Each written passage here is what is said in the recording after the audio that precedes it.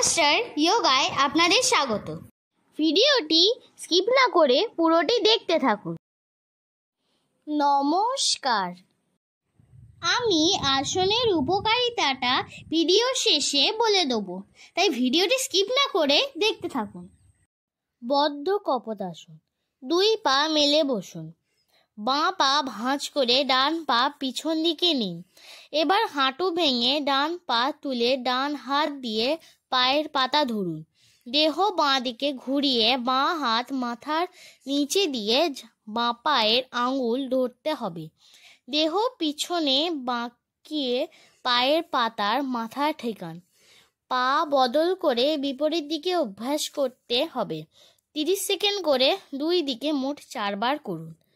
লক্ষ্য রাখতে হবে দেহ ওপরের দিকে টান টান ভাবে থাকবে। বাঁ পায়ের আঙুল বাঁ হাতে ধরা থাকবে।